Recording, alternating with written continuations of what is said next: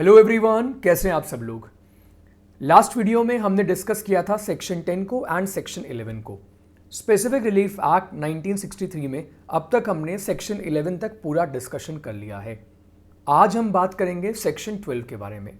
Section 12 क्यों special है, section 12 में क्या प्रोविजंस हैं, कौन कौन से इसके सब सेक्शंस हैं, इन सब को डिस्कस करेंगे हम लोग आज के इस वीडियो में। वीडियो शुरू करने से पहले आप सब लोगों के लिए एक बहुत इंपॉर्टेंट इन्फॉर्मेशन देना चाहता हूं, और ये वो इन्फॉर्मेशन है जिसकी डिमांड आप में से बहुत से स्टूडेंट मुझसे करते हैं। और वो डिमांड होती है कि सर आपकी जुडिशरी की क्लासेस हम कैसे अटेंड कर सकते हैं। सो आप में से जितने भी लोग हैं जो जुडिशरी के लिए प्रिपरेशन कर रहे हैं और चाहते हैं कि जुडिशरी मुझसे पढ़ें, तो अनअकैडमी प्लस के ऊपर मेरा जुडिशरी का जो कोर्स है वो लॉन्च हो गया है। इसके लिए आपको अनअकैडमी ऐप को डाउनलोड करना है, और अनअकैडमी ऐप को डाउनलोड करके अनअकैडमी का जो प्लस प्लेटफॉर्म है वहाँ पे आप मेरा ये लिमिटेशन एक्ट 1963 का लाइव कोर्स ज्वाइन कर सकते हैं, and this has already started. तो इस कोर्स में आप मुझसे पूरा limitation act 1963 with every section, case laws, article पढ़ सकते हैं। तो this is the first course of mine which has already started on Unacademy app. अगर आप अनअकैडमी ऐप के ऊपर मेरे फ्री लेक्चर्स को भी देखना चाहते हैं, फ्री लाइव लेक्चर्स भी अटेंड करना चाहते हैं, तो वो भी आप कर सकते हैं। और दोनों चीज़ों के लिए आपको क्या करना है, आपको यूज़ करना है ये कोड, दैट इज़ SAVY10। इस कोड के ड्यूल बेनिफिट हैं। बेनिफिट नंबर 1 कि अगर आप इस कोड को यूज़ करते हैं और अनअकैडमी के ऊपर किसी भी कोर्स को सब्सक्राइब करते हैं, तो यू विल गेट 10% ऑफ। तो आपको परचेज करने पर पेड सब्सक्रिप्शन पे 10% ऑफ मिलेगा।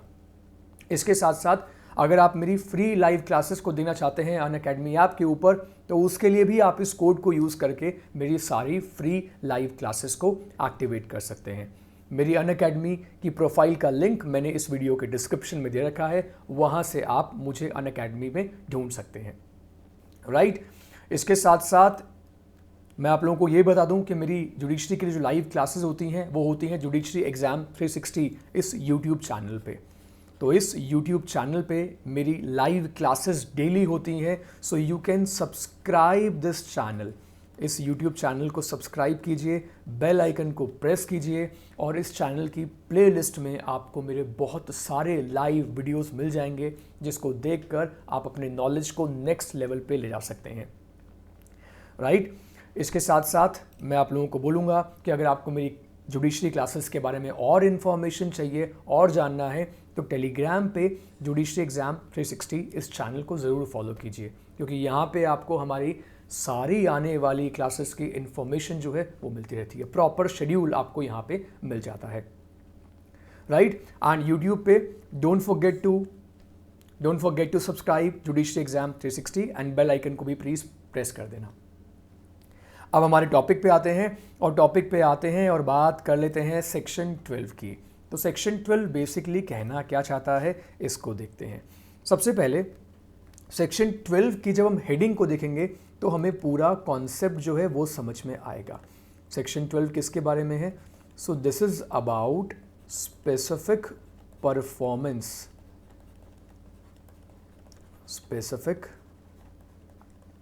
Performance of part of contract.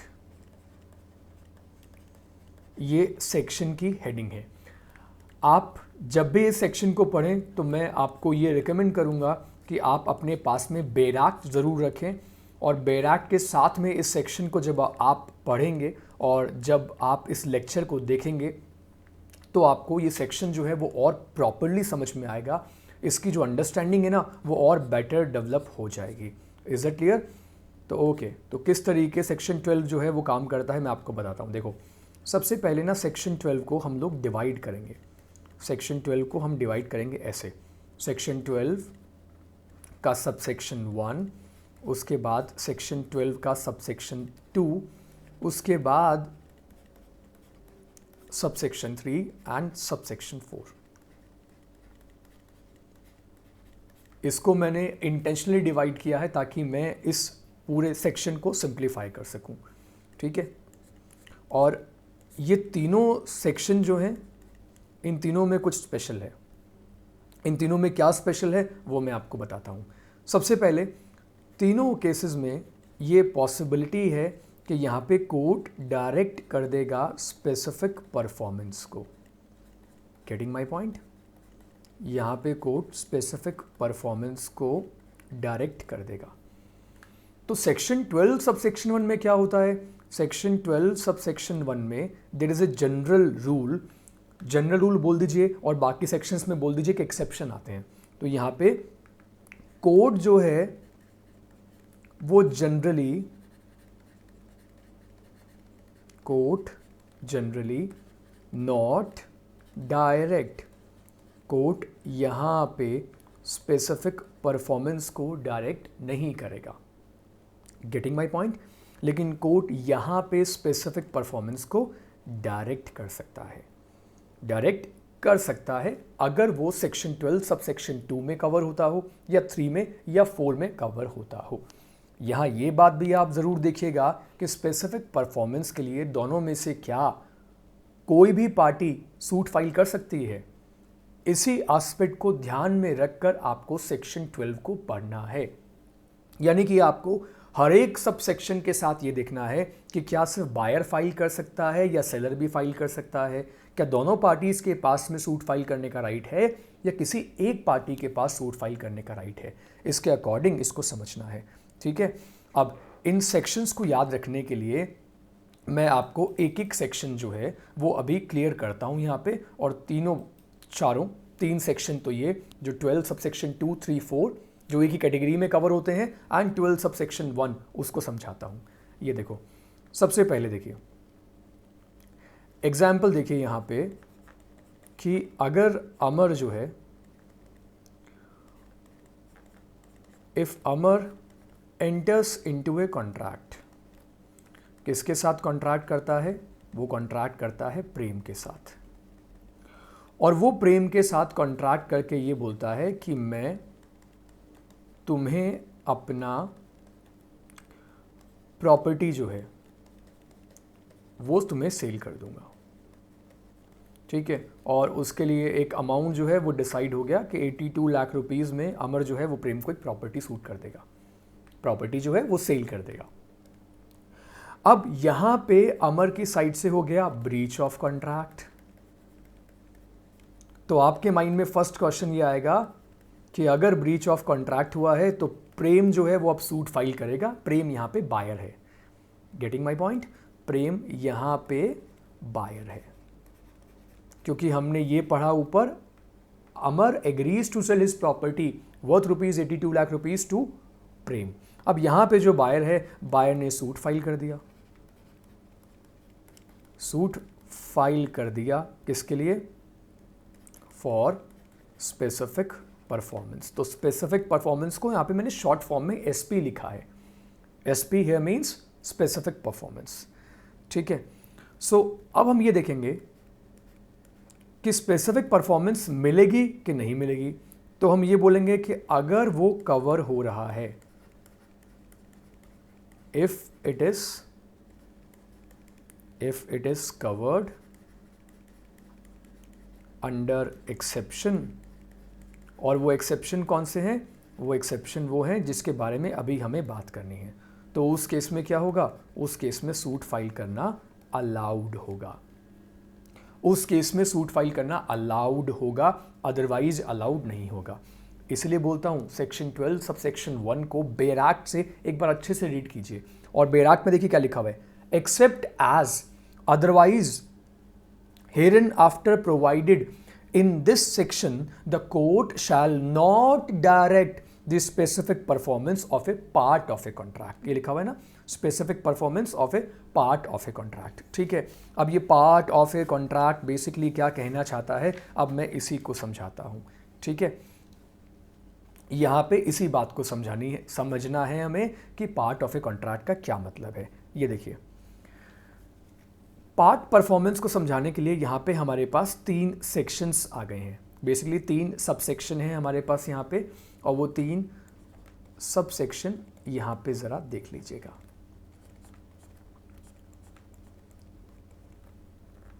Section 12 sub section 1 को हमने अभी देख लिया। लेकिन हमें यहाँ पे अब इन दो सेक्शंस को समझना है।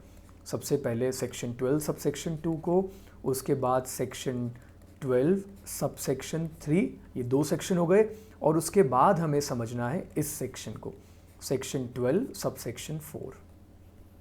अब देखिए यहाँ पे स्पेशल बात जो दोनों सेक्शंस की है, इन दो सेक्शंस की जो है, इन दो सेक्शंस को साथ में रख के जब हम रीड करते हैं तो हमें थोड़ा सा बेटर समझ में आता है, क्योंकि सेक्शन 12 सब सेक्शन 4 जो है ये थोड़ा सा डिफरेंट है इन दो सेक्शंस से। कैसे डिफरेंट है अभी मैं आपको एक्सप्लेन करता हूँ। पहले सेक्शन 12 सब सेक्शन 2 को देख लेते हैं। यहाँ पे बेसिकली बात की जा रही है किसकी? यहाँ बात की जा रही है पार्ट परफॉर्मेंस की, पार्ट परफॉर्मेंस की यहाँ पे बात की जा रही है। और देखो इसमें क्या लिखा हुआ है, a party to a contract fails to perform a part of the contract.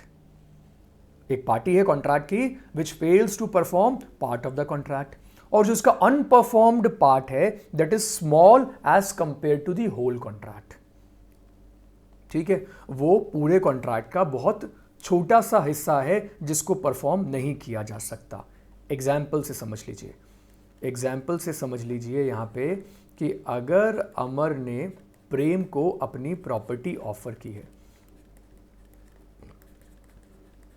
अमर ने यहाँ पे प्रेम से कहा है कि ये लो मैं आपको प्रॉपर्टी सेल करता हूँ, और प्रॉपर्टी सेल करने का कॉन्ट्रैक्ट हो गया। ठीक है, अब जो प्रॉपर्टी का मान लीजिए जो एरिया था, जो डिसाइड हुआ था area, let's say that was 100 बीघास। ठीक है, वो 100 बीघास एरिया डिसाइड हुआ था, लेकिन जब बाद में प्रॉपर्टी सेल की गई तब ये पता लगा कि वो प्रॉपर्टी का जो रियल जो साइज है दैट इज 98 बीघास। ठीक है, bighas is basically used to measure property, right? Property के एरिया को मेजर करने के लिए बीघा वर्ड आपने सुना होगा, बहुत पॉपुलर ये कस्टमरी वर्ड चला हुआ आ रहा है। तो यहाँ पे जो 98 बीघास प्रॉपर्टी निकली, यानी कि 2 बीघास प्रॉपर्टी जो है वो कम है। ठीक है, that is less, and this may be possible, this may be possible कि ये जो एरिया है, ये 2 बीघा जो लैंड का हिस्सा है, ये किसी थर्ड पर्सन का हो, और जिस थर्ड पर्सन की ये प्रॉपर्टी है वो अपनी प्रॉपर्टी को सेल करने में इंटरेस्टेड ही नहीं है। मतलब अमर यहां पे ओनर कितने एरिया का है? 98% एरिया जो है वो उसका ओनर तो है, लेकिन बाकी जो 2% एरिया है वो उसका ओनर नहीं है। तो क्या यहां पे प्रेम स्पेसिफिक परफॉर्मेंस डिमांड कर सकता है? यहां पे प्रेम कौन है? यहां पे प्रेम है बायर। Is that clear? आई मेरी बात समझ में? ये यहां पे बायर है, और ये जो बायर है ये स्पेसिफिक परफॉर्मेंस डिमांड कर रहा है, लेकिन कोर्ट ये बोलेगा कि जो सेलर है उस सेलर के पास इतना एरिया बेचने का राइट ही नहीं है। तो जो उसके राइट में कवर ही नहीं होता उतने एरिया के लिए हम स्पेसिफिक परफॉर्मेंस भी नहीं करवा सकते, क्योंकि जो अनपरफॉर्म्ड पार्ट है वो क्या है? That is small. Unperformed part जो है वो स्मॉल है। ठीक है, तो उस केस में क्या होगा? उस केस में जो 98 बीघा जो लैंड है उसके लिए तो स्पेसिफिक परफॉर्मेंस करवा देगा कोर्ट अलाउ, उसके लिए कोर्ट अलाउ कर देगा, और बाकी जो प्रॉपर्टी का हिस्सा जिसकी स्पेसिफिक परफॉर्मेंस नहीं करवाई जा सकती उसके लिए क्या मिल जाएगा? उसके लिए कॉम्पनसेशन मिल जाएगा। Is that clear? उसके लिए क्या मिल जाएगा? उसके लिए भी कॉम्पनसेशन मिल जाएगा। ठीक है, और यहाँ पे इस सेक्शन में ये बात याद रखिएगा कि suit can be filed, suit can be filed by any party. दोनों में से कोई भी पार्टी जो है वो सूट फाइल कर सकती है। Is that clear? कोई भी पार्टी सूट फाइल कर सकती है स्पेसिफिक परफॉर्मेंस के लिए। तो कोर्ट बोलेगा कि ठीक है, जितना पार्ट परफॉर्म हो सकता है उतना पार्ट परफॉर्म करवा लीजिए, और जो पार्ट जो कि लेस पार्ट है which can not be performed, so in that case क्या होगा? कॉम्पनसेशन उतने अमाउंट के लिए मिल जाएगा। अनपरफॉर्म्ड पार्ट के लिए कॉम्पनसेशन लीजिए, और जो पार्ट परफॉर्म हो सकता है उसके लिए प्रॉपर्टी ले लीजिए। Is that clear? ठीक है, आई बात समझ में? यहां मैंने लिखा suit can be filed by any party, और जब मैं बात करूंगा देखो सेक्शन 12 सबसेक्शन 3 की, तो यहाँ सूट कौन फाइल करता है? यहाँ सूट सिर्फ बायर फाइल करता है, यहाँ बायर सूट फाइल करता है। तो यहाँ हम बोलते हैं there is only one party that is buyer जो सूट फाइल करता है। लेकिन यहाँ सेक्शन 12 सब सेक्शन 3 में आप ये देखिएगा, वहाँ अनपरफॉर्म्ड पार्ट स्मॉल था 12 सब सेक्शन 2 में, लेकिन यहाँ पता है क्या होगा? यहाँ होगा considerable part. Here there is a considerable part, ठीक है, considerable part of the whole in value. ये वो पार्ट है जिसकी परफॉर्मेंस नहीं हो सकती, ठीक है, यानी कि ये वो पार्ट है जो बेसिकली अनपरफॉर्म्ड है। सेक्शन 12 सब सेक्शन 2 में हमने देखा कि अनपरफॉर्म्ड पार्ट जो था वो बहुत कम था, लेकिन 12 सब सेक्शन 3 कहता है अनपरफॉर्म्ड पार्ट यहां पे ज्यादा है, कंसीडरेबल पार्ट है। अब ये कैसे हो सकता है, इसका भी एग्जाम्पल सुनिए।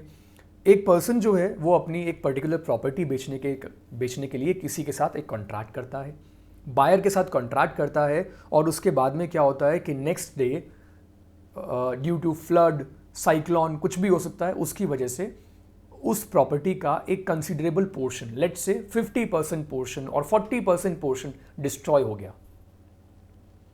कॉन्ट्रैक्ट होने के बाद जो उसका 40% या 50% पोर्शन है वो डिस्ट्रॉय हो गया, तो यहां पे कोर्ट पूरे कॉन्ट्रैक्ट की स्पेसिफिक परफॉर्मेंस नहीं करवा सकता ना, क्योंकि वो प्रैक्टिकली पॉसिबल नहीं है। एक और एग्जांपल देखिए, एक बायर सेलर से प्रॉपर्टी खरीद रहा है और उस प्रॉपर्टी के साथ में गार्डन भी अटैच्ड है, और उस प्रॉपर्टी को एंजॉय करने के लिए उस गार्डन का साथ में होना बहुत मैटर करता है, तभी उस प्रॉपर्टी को अच्छे से एंजॉय किया जा सकता है। लेकिन बाद में ये पता लगता है कि बायर के पास उस गार्डन वाले एरिया को बेचने की अथॉरिटी नहीं है, जो कि उस कॉन्ट्रैक्ट का एक कंसीडरेबल पार्ट है।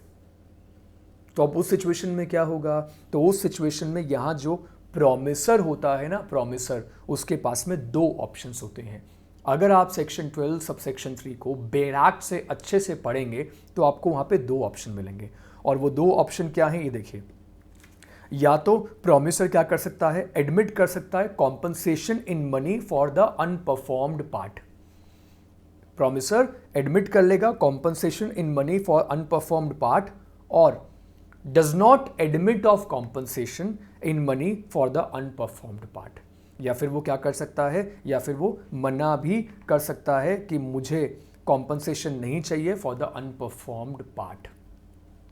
लेकिन यहां पे ये बात याद रखिएगा कि जब स्पेसिफिक परफॉर्मेंस कोर्ट करवा देता है, जब कोर्ट उसके ऊपर अपना डिसीजन, अपना जजमेंट दे देता है, तो उसके बाद जिस पार्टी के डिफॉल्ट थी, जिस पार्टी की गलती थी, वो पार्टी पूरी तरीके से फ्री हो गई है, वो पूरी तरीके से फ्री हो गई है। आपने स्पेसिफिक परफॉर्मेंस का केस फाइल किया और उसके बाद कोर्ट ये बात डिसाइड करेगा कि कंसीडरेबल पार्ट था या फिर जो पार्ट था वो बहुत कम हिस्सा था, इसके अकॉर्डिंग कोर्ट डिसाइड करेगा, और उसके अकॉर्डिंग वापस से एक बार जो मॉनेटरी अमाउंट है वो भी डिसाइड किया जाएगा।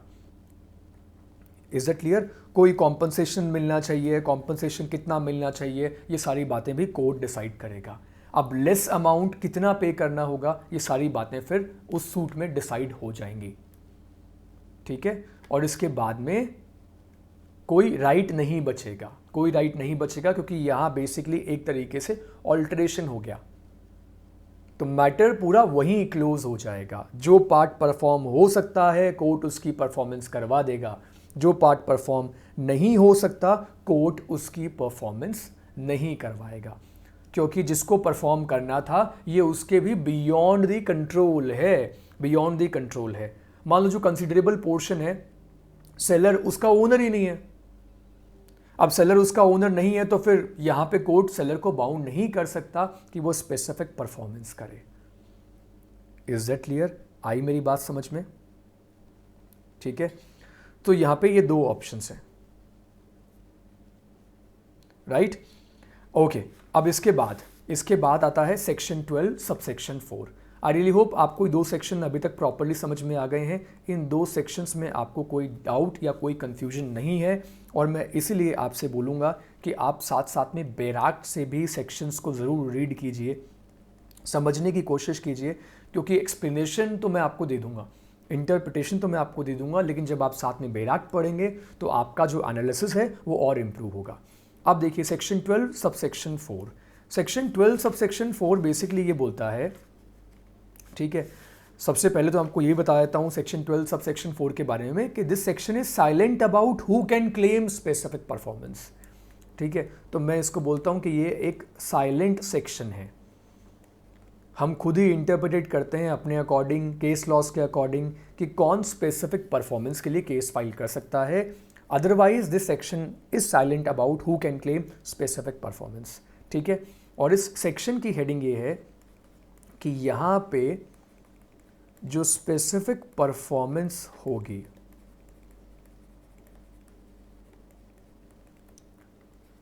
where the specific performance, where the contract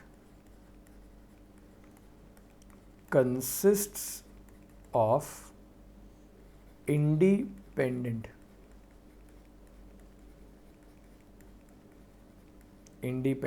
parts. Is that clear? समझिएगा इसको। Specific performance where the contract consists of independent part, ये लिखा हुआ है सेक्शन 12 के सब सेक्शन 4 में। तो यहाँ सेक्शन 12 सब सेक्शन 4 में क्या होगा ये अब मैं आपको समझा देता हूँ। सबसे पहले देखिएगा, इंडिपेंडेंट यहाँ पे वर्ड लिखा हुआ है, इंडिपेंडेंट पार्ट्स, और इसको समझने का बड़ा सिंपल सा एक मेथड मैं आपको बताता हूँ। बड़ा सिंपल सा मेथड ये है कि अगर अमर प्रेम को अपनी प्रॉपर्टी सेल करता है, और इस बार अमर जो है वो प्रेम को एक नहीं बल्कि 5 प्रॉपर्टीज सेल करने का कॉन्ट्रैक्ट कर रहा है। ठीक है, 5 प्रॉपर्टीज को यहाँ पे सेल किया जा रहा है। अब इन 5 प्रॉपर्टीज में से देखिए कौन सी प्रॉपर्टी कहाँ लोकेटेड है। अब मैं बोलता हूँ कि जो फर्स्ट प्रॉपर्टी है that is located in Delhi. पहली प्रॉपर्टी दिल्ली में है, दूसरी प्रॉपर्टी मुंबई में है। थर्ड प्रॉपर्टी कहाँ लोकेटेड है? So third property is located in Kolkata, ये कोलकाता में है। फोर्थ प्रॉपर्टी जो है that is located in Chennai, वो चेन्नई में लोकेटेड है। और जो फिफ्थ प्रॉपर्टी है that is located in Pune. ठीक है, इन 5 प्रॉपर्टीज को एक साथ सेल करने का कॉन्ट्रैक्ट किया गया है। लेकिन बाद में ये बात पता लगती है कि इन 5 प्रॉपर्टीज में से ओनली 2 प्रॉपर्टीज बिलोंग्स टू अमर। बस इन्हीं 2 प्रॉपर्टीज का ओनर है अमर। तो बाकी ये जो 3 प्रॉपर्टीज हैं, ये 3 प्रॉपर्टीज इसकी नहीं हैं। और ये 3 प्रॉपर्टीज किसकी हैं? ये 3 प्रॉपर्टीज आप बोल दीजिए कि उसके ब्रदर्स की है, और यू कैन से उसके रिलेटिव की है। और इन प्रॉपर्टीज को भी बेचने के लिए उसने कॉन्ट्रैक्ट कर दिया। तो यहाँ अब जब प्रेम स्पेसिफिक परफॉर्मेंस के लिए सूट फाइल करेगा, स्पेसिफिक परफॉर्मेंस के लिए अब जब वो सूट फाइल करेगा तो यहाँ पे क्या देखा जाएगा? यहाँ पे ये देखा जाएगा कि क्या पूरे कॉन्ट्रैक्ट की स्पेसिफिक परफॉर्मेंस हो सकती है।